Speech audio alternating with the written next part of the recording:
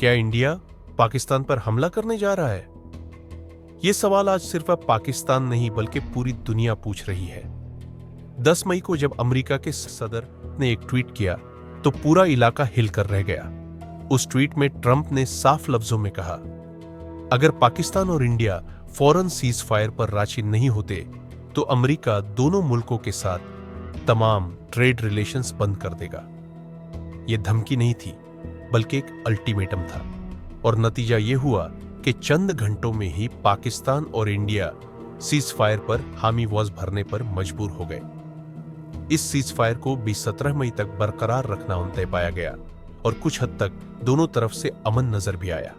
मगर अब जो खबरें आ रही हैं वो फिर से माहौल को खतरनाक बना रही है।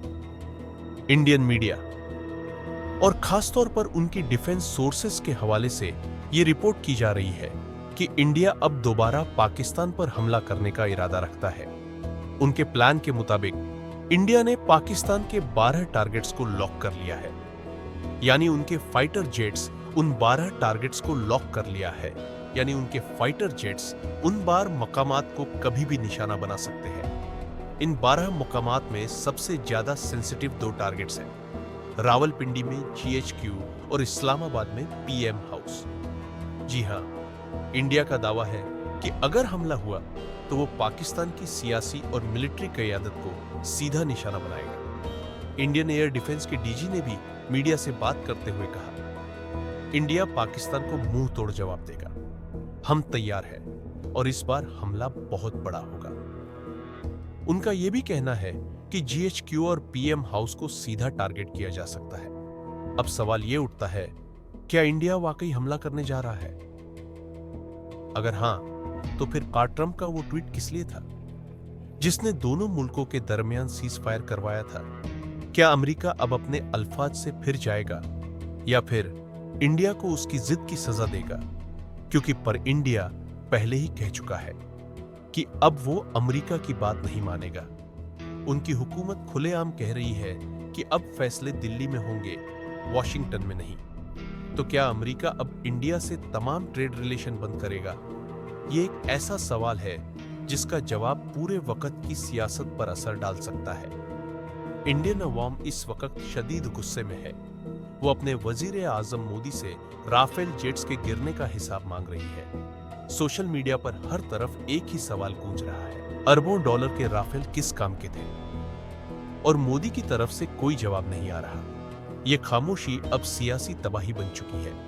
इसी गमो गुस्से को दबाने के लिए इंडिया एक बार फिर मिसएडवेंचर का सहारा लेना चाहता है, यानी बाहरी जंग शुरू करके अंदरूनी सियासी दबाव को खत्म करना। और अब हमले की तारीख हस्बी सामने आ रही है, 24 या 25 मई, यानी अगले ही हफ्ते कोई बड़ी कार्रवाई हो सकती है।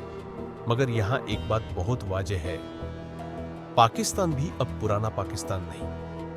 हम वो मुल्क है जिन्होंने चंद दिन पहले इंडिया के 3 राफेल जेट्स को हवा में ही गिरा दिया। हमने पूरी दुनिया को दिखा दिया कि यात्सक PAF ना सिर्फ तैयार है बल्कि जवाब देना भी जानती है। और अब अगर दुश्मन फिर से वही गलती दोहराना चाहता है तो पाकिस्तान हर सूरत में उसका मुंह तोड़ जवाब देगा।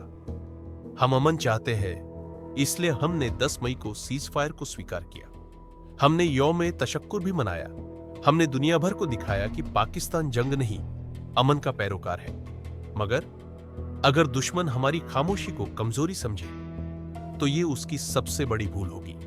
हमारे सिपाही, हमारे जेट्स और हमारी आवाम सब तैयार है। अगर इंडिया समझता है कि हम चुप बैठेंगे तो वो भूल में है। GHQ और PM हाउसन को टारगेट करने की बात करने वालों को पता होना चाहिए कि हमारे टारगेट्स भी तैयार है।